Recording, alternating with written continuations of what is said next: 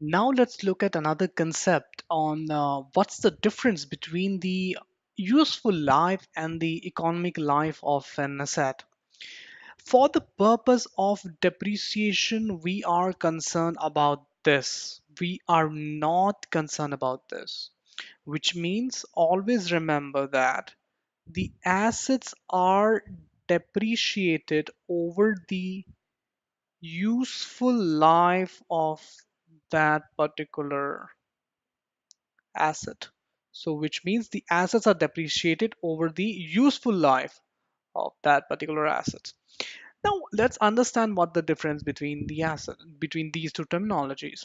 Suppose we have an asset and the entity is going to use the asset for suppose 3 years, and it is better to use this asset for 4 years before a replacement.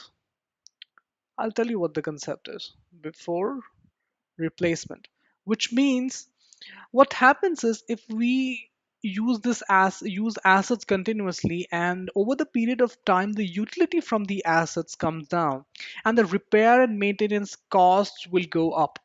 So there will be a break even period where it is appropriate to replace the asset with a new asset, because the cost savings from the new asset will be higher than the utilization of the assets in the current scenario. It's better to replace the asset with a new one, so because the cost saving will be higher as compared to what we are spending right now. Hence the economic life, because we are thinking economically, right, means we are trying to save the cost. The economic life of the asset is 4 years, period. The useful life of the asset is 3 years, means the asset, the period that the entity is going to use the asset. This is what that matters to me, how long the entity is going to use this asset. I'm not a consultant to tell the management that you should use the asset for 4 years. I am only concerned about how long you are going to use this asset, so that I can pass the depreciation entry on a systematic basis over the period of the use of the asset. Hence, always remember these two differences, these two terminologies, useful life and the economic life. Now, there are a lot of factors that drives the useful life of the asset. I jotted down four major factors that drive useful life. The first is the expected usage by the entity. If the entity is using it very roughly and continuously, so in that case the useful life should be lower, because you are not doing any repair and maintenance, and I believe it should be lower rather than a higher useful life.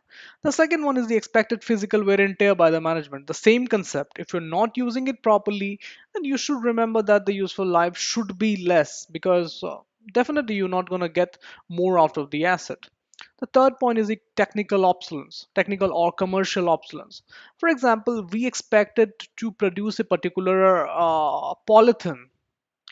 Polythene is a bag, polythene bag polythene bag for like, and the machinery is, we expect to use it for 10 years. Now government came up with an amendment that plastic bags are banned in India. Then in such a case there is a hit in the machine's useful life, because there is no production, there is no sale of a particular goods. Why a particular entity will produce, so their useful life will definitely come down from 10 year to somewhere around 1 year or 2 year to meet the current contracts. The fourth one is a legal restriction. Suppose the asset can be used for 100 years or 1000 years land, but you own the land only for 10, you own the lease, basically right to control the use of the asset only for 10 years. Then in such a case the useful life of the leasehold land would be 10 years, because you're not able to get the benefit after 10 years, because you're not allowed to use the PPE, the property. after 10 years. So these are few examples that I jotted down, and I felt it's important to understand the useful life and the economic life of the asset.